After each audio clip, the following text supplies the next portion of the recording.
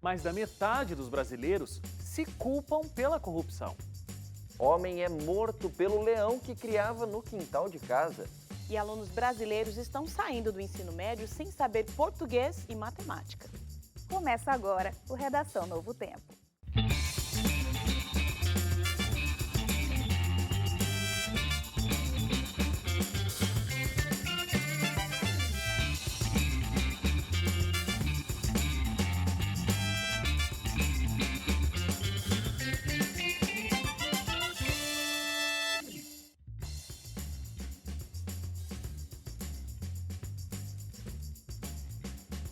Começa o nosso Redação Novo Tempo, olha só você aí com a gente mais uma vez, acompanhando os nossos debates e acompanhando ativamente. Você sabe que você pode interagir, né? Esse programa não acontece só aqui na tela da televisão, mas a gente quer também que você interaja com a gente nas redes sociais. facebook.com/ntjornalismo, @ntjornalismo. Você encontra a gente no Instagram e tem o nosso site também, que é o novotempo.com/jornalismo.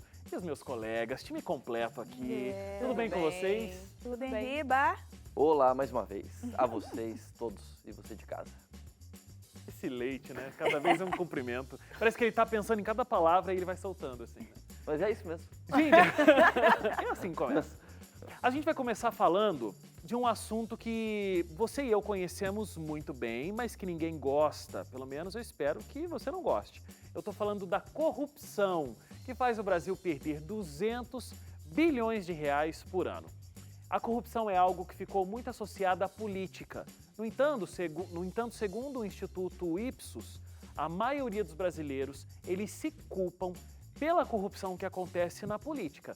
55% dos brasileiros acreditam que a culpa dessas prisões e roubos são deles mesmos, que acabam elegendo esses políticos que acabaram cometendo esses crimes de corrupção. E aí? É um ciclo vicioso aqui, né? Nós estamos vendo o cidadão elegendo o político que gera ali o processo de corrupção, a máquina, né? Mas essa é a dificuldade, né? Quem é o corrupto e quem não é? Né? Fica difícil, né? Como que você vai eleger Sabe o com que base... é muito louco? É muito complicado. Eu fico pensando o seguinte, quem é corrupto acha que está sendo corrupto? Eu acho que, para começar, o processo todo está aí. Muitas vezes, quem é corrupto não chama o que ele faz de corrupção. E aí, pode ser só uma questão do termo, a semântica da coisa, é o nome que eu dou para as coisas. Mas o nome que eu dou para as coisas faz toda a diferença. Porque, por exemplo, sei lá, uma criança que faz manha, dentro da consciência dela, ela não está fazendo manha. Ela está se esforçando para ganhar alguma coisa. Ela é esforçada. Entendeu? Dedicada. É dedicada. Ela é dedicada. Ela está faz dando o melhor dela para conseguir. Ela está usando um método para me conseguir uma desculpa, coisa. mas, tipo assim, uma pessoa que sai com uma malinha de dinheiro correndo e entra num táxi, ela sabe que tá Não, sendo mas o que eu tô corrupta. querendo dizer Mas é criança. Não, mas Não, nós faz estamos falando todo da raiz, faz sentido. todo sentido. a criança está se esperneando e tal, mas Aham. na cabeça dela, ela não está sendo manhosa. Você já viu, desculpa, só ajudando aqui, já viu aqueles vídeos que uma criança está se jogando no chão e aí, de repente, o pai e a mãe, ele saem do cômodo, da criança para? Aí o pai e a mãe vai voltam, ela atrás. começa a espernear Mas, de gente, novo. a consciência de uma criança, beleza, ela tá ali inserida naquele contexto, a idade dela, a questão da maturidade que a gente até falou em outros programas, mas a partir do momento em que a criança, o pai e a mãe falam, não faça mais isso, que isso é errado, ela vai saber que aquilo é errado. A gente vai chegar no momento em que você fala para você, olha, você não pode, caixa 2 é crime, tá? Ó, tá vendo aqui? Virou crime, Congresso, olha aqui, você vai ser punido, isso, aquilo, outro. E aí você vai lá e rouba. Olha, Então, mas você aí não é que- pode aí é que fazer tá o ponto. uma Mas continha vamos só com tentar sua laranja, pensar você- pela cabeça dos caras. E eu não estou querendo com isso justificar. Só estou tendendo a entender a psicologia por detrás da cabeça da pessoa que comete um ato de corrupção. Então, o que eu estou querendo dizer?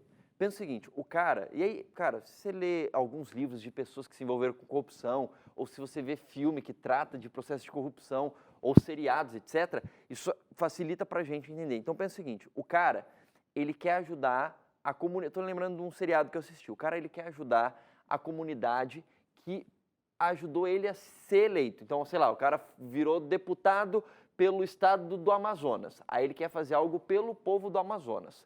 Só que para conseguir passar uma lei, ele tem outras pessoas que falam o seguinte, olha, eu ajudo você a passar essa lei, só que para isso você precisa ajudar a gente a conseguir aprovar essa outra lei. Aí o cara pensa, mas essa outra lei aqui não é boa. Mas, por outro lado, se eu não ajudar, o que eu vou conseguir fazer pela minha população lá? E aí, lógico, não é tão simplista o raciocínio assim, mas aí você vai entrando em alguns meandros.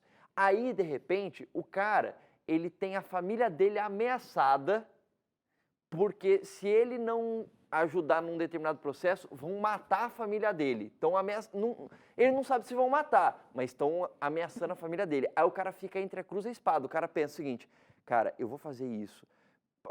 Tipo, tá, então eu vou fazer isso daqui, vou ceder, porque daqui a 2, 3 anos acaba o meu mandato, vou sair desse negócio de política, porque é um negócio muito, não dá pra mim, é muito sujo, mas eu vou fazer isso aqui porque eu quero proteger a minha família. Aí quando o cara vê, ele já entrou num círculo. E aí ele não consegue mais sair. Estou falando isso não para justificar, tá, gente? Mas Mas é um só para processo, entender o que acontece por detrás. Então, às vezes, na cabeça do cara não é assim, tô sendo corrupto mesmo, sou mauzão.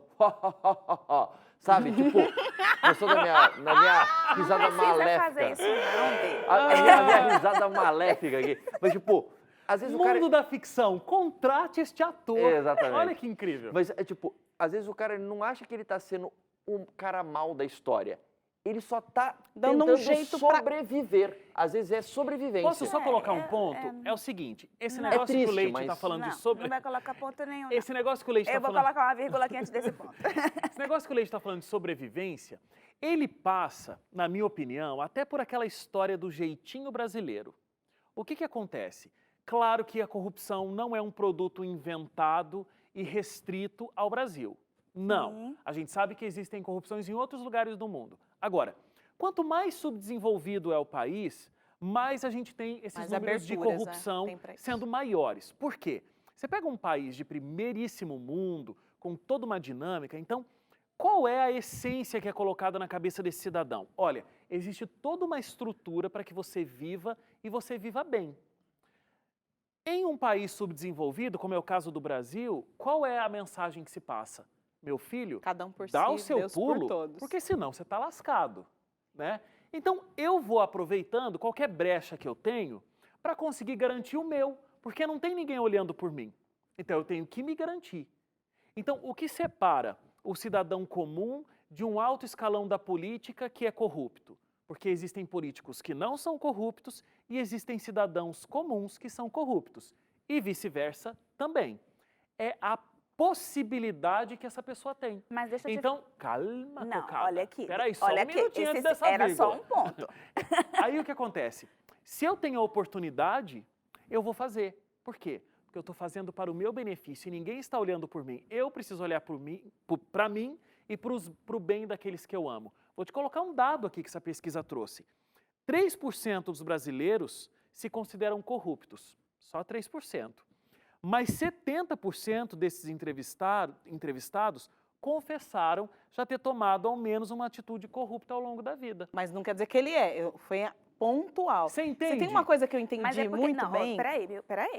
Vai, deixa ela pôr a vírgula Fala, dela. fala a vírgula. Quando a gente estava falando a respeito do que o Leite comentou, era em relação aos políticos. Eu acredito o seguinte, existe um sistema, beleza. E tem coisas daquele sistema que não sou eu, nem você, que a gente vai quebrar com aquele sistema. Agora, existem os cabeças desse sistema que, infelizmente, pelo que as investigações mostram, pelo que todos os dias a gente vê nos noticiários, é de que muita gente diz assim, sim, eu sou o mal, eu sou o corrupto. Vou lá abrir, vou usar leite lá como laranja. Vou abrir mesmo uma conta fora. Vou abrir uma empresa de mentiria para poder desviar dinheiro. Vamos tentar fazer esse contrato assim, assim, assado. A gente já viu aí, a gente viu e-mails, a gente viu dossiês, a gente vê gente aí, tem o governador que perdeu de vista o número de processos e de quantas vezes ele foi preso, gente. Todo dia ele é acusado e processado Porque por ele algum... tem a possibilidade de fazer isso. Isso, assim mas eu como digo... chega a oportunidade para mim de, você quer, eu te dou 10% de desconto se você não pedir a notinha fiscal. Aí eu, tá bom, eu quero esses 10% de desconto. Não, mas o que eu estou querendo ressaltar é só que existem pessoas que realmente estão ali naquele sistema, entre a cruz e a espada, e beleza. Mas existem pessoas que sim, têm consciência de que ela está surrupiando e ela está fazendo e está tudo bem na cabeça dela. Tipo, ok. Agora, sobre essa questão do jeitinho brasileiro, eu concordo com o que você comentou, eu concordo plenamente. Eu acho que é a lei da sobrevivência muitas vezes. Eu preciso não vou querer, me deu descontinho aqui em troca da notinha fiscal, como acontece no mesmo esquema. Tem gente que, o sistema é esse, tem gente que não precisa. Hoje a gente está vendo aí em relação à reforma da Previdência. Quem dá mais prejuízo não é a gente que está envelhecendo, não. São as grandes empresas que têm dinheiro e que muitas vezes estão devendo a Previdência. Não pagaram. Então, tem gente que tem consciência e faz. Como tem aquelas pessoas do jeitinho brasileiro que diz, meu Deus, é a lei da sobrevivência, eu preciso fazer por mim, eu preciso fazer pelas outras pessoas que estão ao meu redor, como você falou, e que não tem outra saída. Então, é isso que eu estou querendo dizer, entendeu? A corrupção tem esses dois lados. Existe aquele sistema, infelizmente, a gente vê no Brasil uma corrupção institucionalizada, e existe aquele sistema e às vezes não tem para onde a gente correr. Mas existe gente cara de pau que diz, não, é corrupção, eu vou lá fazer, eu vou dar uma embromação aqui no nosso imposto de renda, vamos sonegar aqui um bocadinho, porque eu não vou pagar, não vou fazer, e uma cara limpa aí faz tem esses dois modelos, mas eu também compreendo que moral e ética não é um exercício unificado, ou seja, não é um padrão. A minha moral não é a mesma que rege a sua, a do outro, a do outro, a do outro. E isso é muito interessante a gente ir aprendendo com o tempo na vida, porque teve um aprendizado que foi excelente para mim, foi importante esse aprendizado, foi meio que na marra, mas tudo bem, né? Entender que a minha moral não é a moral que rege as minhas decisões não é a mesma do outro. Então, muitas vezes eu falo, gente, isso aqui é tão óbvio, por que você está batendo nessa tecla, você está querendo falar se isso é certo ou errado? Para mim é óbvio, para o outro não é, e de fato não é, porque a moral dele e a ética não foi construída nesse sistema. Mas quando a gente fala de corrupção no âmbito legal... Já dá para saber, a lei ela está lá justamente para mostrar o que é errado, né? Então, conforme a legislação é apresentada, a gente já sabe o que é errado, mas a noção de que burlar aquela lei é errado é que altera conforme as pessoas. É incrível como isso altera. É incrível. Esse tipo de lei eu posso burlar, essa não. E assim vai. Eu escolho, né, o que eu vou colocar como... isso é uma lei que vale a pena, isso é uma lei que não vale a pena. A lei já está mostrando que é errado para todos os aspectos, mas tem gente que vai escolhendo, elencando. A gente está discutindo aqui essa questão do brasileiro tem culpa nesse processo da corrupção, quem tem essa culpa, em que escala da sociedade ele está, né? A gente vai ver agora uma entrevista que eu fiz com o advogado Modesto Carvalhosa e o jornalista Fabiano Angélico. Essa entrevista foi sobre corrupção. Eles falaram exatamente sobre essa questão de como a gente lida com isso. Vamos dar uma conferida.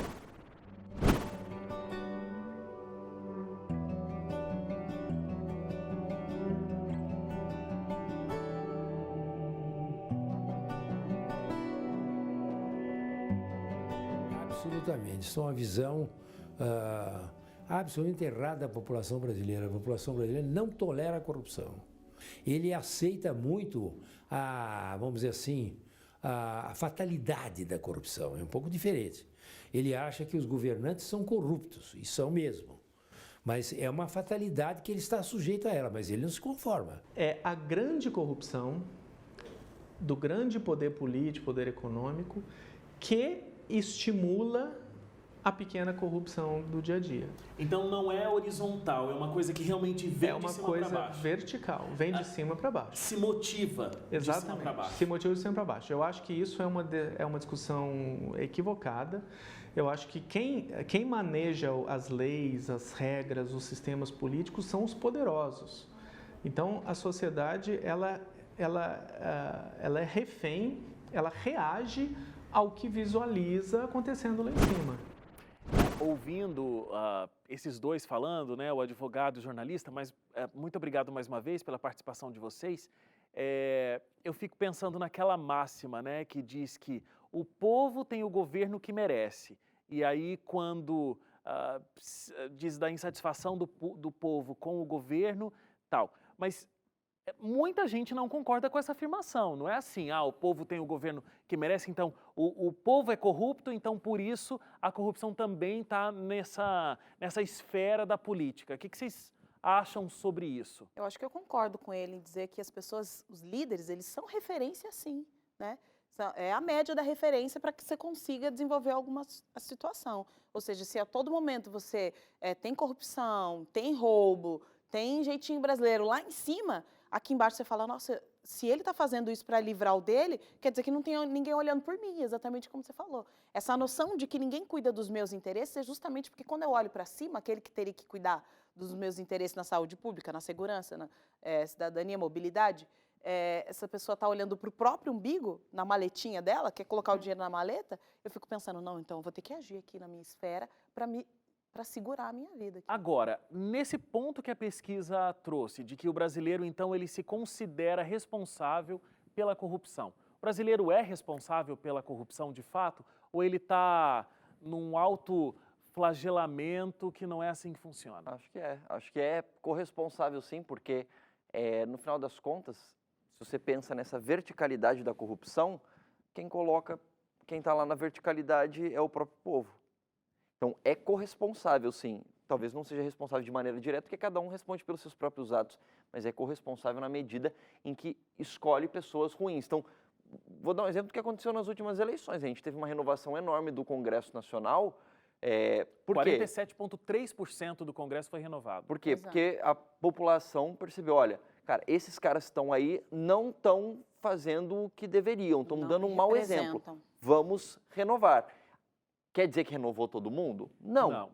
Mas, ou seja, a população foi corresponsável por essa corrupção, vamos dizer assim, vertical. Ou seja, se a coisa começa lá em cima, quem coloca o pessoal que está lá em cima no sentido político é a própria população. Então, houve uma mudança nesse processo. Tomara que seja positiva.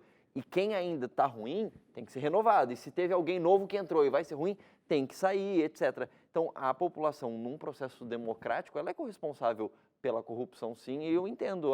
Se eu fosse questionado nessa pesquisa, assim, um pesquisador me encontrasse e falasse assim, você se sente corresponsável pela corrupção do Brasil? Eu pensaria em algumas pessoas que eu já votei e eu falo, me sinto. Sim. Porque esse cara que foi considerado corrupto, eu já fiz o cara estar lá em cima. E com o meu voto, entendeu? Eu falo Mas assim, você sabia que ele ia... Você colocou ele lá em esse é cima o sabendo ponto. que ele ia fazer... Que ele não, ia ser lógico, com corrupto? certeza não. Mas Mas por isso que eu tô então, falando, esse- eu mas acho por isso que eu que- falo que um sentimento de corresponsabilidade. Tipo, cara, me sinto corresponsável porque o cara foi pra lá com o meu voto, entendeu? Aí eu me arrependi. Mas a Mas- responsabilidade, mas ele sabíamos, é responsável pelas suas próprias... Você foi responsável pela escolha, você foi responsável por ter colocado ele lá. Que Não, tem a tudo bem, mas eu acho que é uma corresponsabilidade, questão psicológica que vai de cada um. Entendi. Posso falar uma coisa? Não. Eu, Deixa eu continuar aqui. eu concordo com o Leite e concordo com você. Sabe por quê? Eu acho assim, eu votei na Carol. Carol é a nova presidente da República do Brasil. Parabéns, Carol. Estou vendo a faixa presidencial aí em você. Vem comigo, vai dar tudo certo. Aí a Carol foi corrupta. Foi corrupta que eu falei? Não, corrupta. Ah, falei certo. Foi corrupta, tá. Carol foi corrupta. Eu não tenho culpa. Carol prometeu coisas. Carol nunca tinha tido, de repente, um outro cargo público. Vamos colocar esse exemplo. Ludibriei você. Eu fui lá e votei na Carol. Uma fala Agora, interessante. quando eu voto, o meu voto não termina ali. Não. Se eu votei na Carol, eu preciso acompanhar quais foram as ações da Carol enquanto ela estava governando. Porque se eu, de fato, não faço esse acompanhamento, eu não estou exercendo plenamente o meu direito do voto e o meu direito de cidadão ao eleger um candidato. Porque se ela for buscar a reeleição, eu tenho que me lembrar das coisas que eu acompanhei ao longo dos 4 anos em que ela foi presidente da República, estou colocando aí presidente da República, e eu tenho que ver, não dá. Ela me prometeu coisas que ela não cumpriu. E é assim, na primeira pessoa. Ela me prometeu coisas e ela não cumpriu. Eu preciso dar a oportunidade para outra pessoa. Que de repente eu acompanhei uma carreira, vi coisas positivas e Que tudo tem um mais. discurso diferente do Que que, tem um do discurso que tinha diferente. inicialmente. Exatamente. Exatamente. Agora era isso Então que eu aí ia... é que está a corresponsabilidade, na minha opinião. Eu ia falar isso. Eu acho assim, tipo, no Brasil, né? Infelizmente, a gente tem esse processo de alienação. Muitas vezes a gente não tem essa maturidade política de acompanhar o que os nossos governantes têm feito. A gente, às vezes, faz as coisas, tipo assim, como aquela criança que faz malcriação sem ter noção da consequência daquilo, sem Memória pensar. curta, né? Memória curta, a gente tem, às vezes a gente é inconsequente, que a gente, tipo assim, faz uma corrupção. Diga aí eu vou pegar um gatinho aqui da luz de Wagner, que hoje eu estou apertada, esse mês eu estou apertada. Deixa eu puxar aqui um fiozinho e vou colocar aqui a minha luz, né? Poxa, o que que tem, né? Uma internet, pegar aqui um Skyzinho, uma net, colocar aqui para mim. Gatunete. Tá te fazendo algum mal? Tá me fazendo algum mal? Não é prejudicial? Sim, eu acho que às vezes a gente tem, tipo, essa mentalidade. E eu acho que às vezes isso é consequência o quê? Para os nossos governantes fazerem tudo o que eles bem entendem, tudo o que eles querem bem entendem, eles precisam de uma população meio que alienada e com pouco senso crítico. E quando você tem pouco senso crítico, às vezes você não consegue identificar aquelas faltas no comportamento do outro, tanto no seu também. Às vezes você perde o filtro a partir daí. É aquela questão, pô, ele rouba, mas faz. Muita gente tem essa mentalidade a respeito do político que elegeu. Rouba, mas faz. Lá na Bahia, por exemplo, a gente ouviu várias vezes, em alguns, se referindo a alguns políticos, rouba, mas faz. Então, tipo assim, complicado esse tipo de situação. E isso tem a ver o quê? Com aquela alienação. Tá a ver com a minha realidade é essa. O país, o Brasil é muito grande. São micro-realidades. E cada qual vai defender a sua própria realidade. Então, se a sua corrupção não está me afetando, ó, não estou nem aí. Então, é muito complicado, porque aí nessa questão já entra esse senso crítico, já entra esse contexto social, já entra educacional, esse processo de alienação proposital, causado de forma proposital na vida da sociedade, para que a gente não tenha o senso crítico de chegar lá e se manifestar. São muitas variáveis.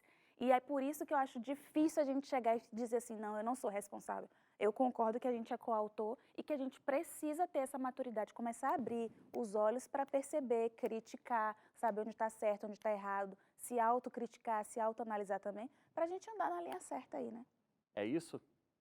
Com certeza, enfim, ela Isso resumiu, ou não é, Leite? ela resumiu tudo. Eu acho que no início do bloco você estava falando sobre modelos de sistemas, né? Então você citou, não sei, Estados Unidos, eu não sei que país você citou lá, na Europa ou América, citou, olha, quando a pessoa observa o sistema político, econômico, enfim, como circula a máquina do sistema do país dela, ele observa que ele faz parte dessa máquina para ela girar bem e que se ele pular essa fase ou dar um jeitinho, toda a máquina vai parar e ele vai ser prejudicado. Parece que no Brasil a gente não tem essa noção. Essa visão de que, do todo, não, né? não temos essa visão global.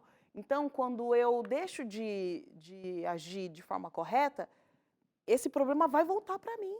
Vai voltar para mim. O problema não está com o frentista, não está com o outro, com o dono da empresa que tem dinheiro e tal, porque fica pensando, né? Eu prefiro roubar da empresa do que do meu vizinho. Porque meu vizinho, né, pelo menos...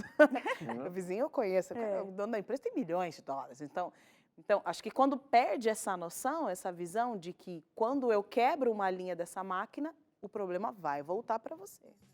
Homem é morto pelo leão que ele tentava domesticar. Essa notícia entra em pauta no Redação logo depois do intervalo. Até já.